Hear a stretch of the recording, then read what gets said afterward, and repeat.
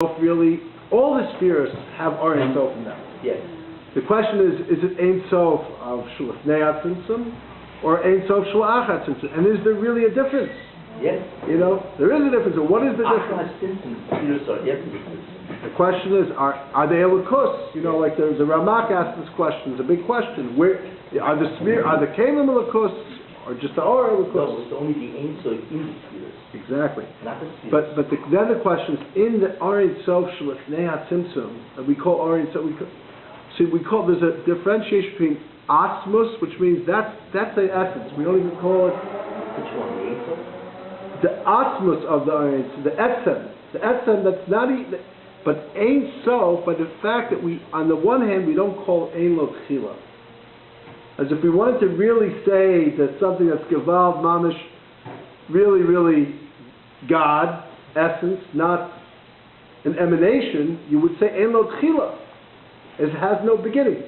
Even though Ein Sof doesn't have a beginning, the Or Ein Sof Shlifnei Atzimtzum doesn't have a beginning, but the fact that it's not called Ein Lo Tchila, I'm just actually backing you up to show that there is a subtle distinction by calling it Or Ein Sof and not Or Ein Lo Tchila, that there's some difference there between the real essence of God and the Or. But nevertheless, we talk about the Or Ein Sof because it's like, you know, it's so united with the source. The Ein Sof is so removed far from us. And it's so removed far from us. So here's the deal. Let's get back to the Rishima and the Kav. You have the Rishima. The Rishima is the Rishima literally means like when you take a bath. Let's say, what do they call the residue when the hard water is. So there's this concept of this leftover kind of stuff. Again, that's why I keep saying it's a mushal, because I don't want people thinking I'm talking about some cosmic collision. You know, that I'm talking about some place that they're gonna actually made the study and they saw it. Soon people will say they saw it on the Hubble. You know, they'll see the I see the Rishima. You know. But there is a physical Rishima maybe of the universe as well, but that's not what we're talking about. Exactly. That might be a physical manifestation, but that's not what it is. As if there are telescopes that see what they think is this like some leftover something. Yeah, the radiation. Yeah, the radiation. That's the static. Every time you have static in the attic in your television set, it's that residue. But that's not. This is not that. But you have the residue, and that's the. And then you have the Kav. So I just want to put this out. It's very simple. You were alluding to it also. Those two kochos, those two things, are a very simple way to remember because they're going to manifest themselves in many ways. One of them is the source of what we call Or, what we call neshama, what we call soul, what we call light. And the other one is the ultimate source of what we call keli, vessel, or ultimately guf, body. So once you look at this distinction, so then you go all the way down into your body. Let's skip all the levels in between because we came in on time. There's a lot here. And we have to skip all the way to where we are right now.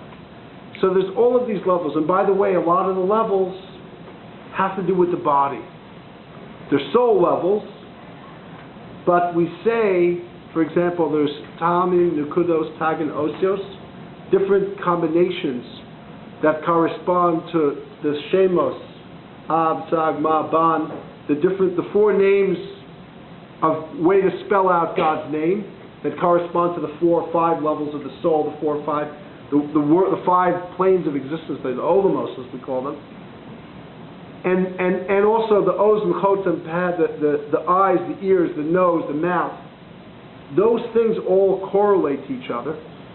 And the Romchal actually says the way even a person looks, the feature, the face. Now you get clarity. Yeah. It's coming from these things. So now let's go into the body. The body has 2 parts of it. It has a body, a guf. Guf. What do you need? You need a lot of things. We're consumers. They keep saying we're not consuming enough. bad for the, it's good for the environment when we don't consume, but bad for the economy. You know, this is the issues that we face today.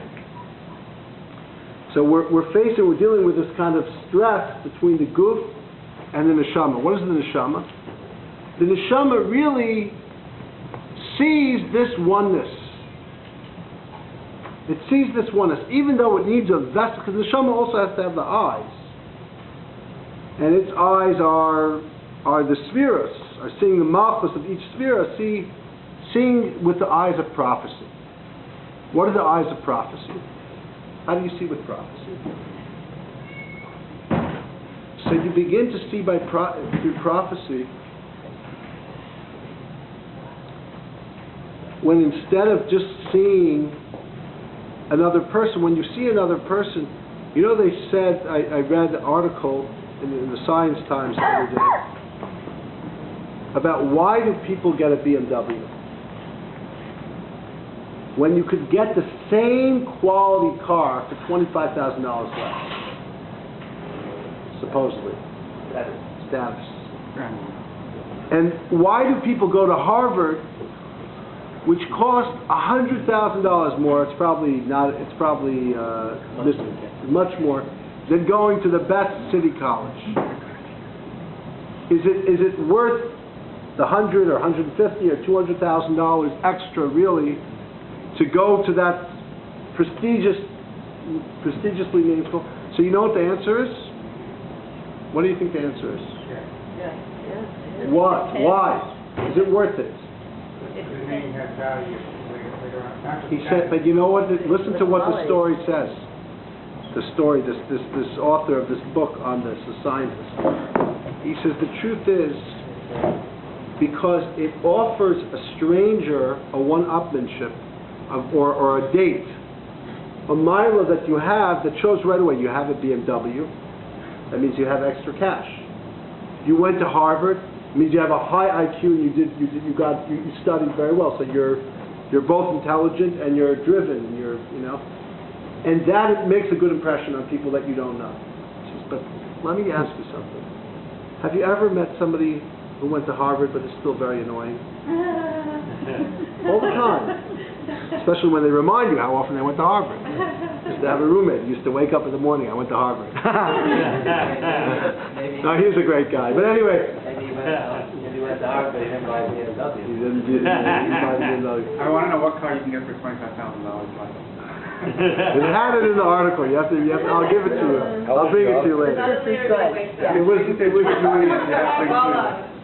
I don't remember what it was, but so here's what the premise of this whole scientific. It's a scientific research done on this question. He says that people want to please strangers because the person you know knows who you are by talking to you. They're not impressed that you went to Harvard, and they don't care that you have a BMW. If you're a nudnik and a schmo, they know that you're a nudnik and a schmo. It doesn't make a difference what your diploma says and how nice your car is.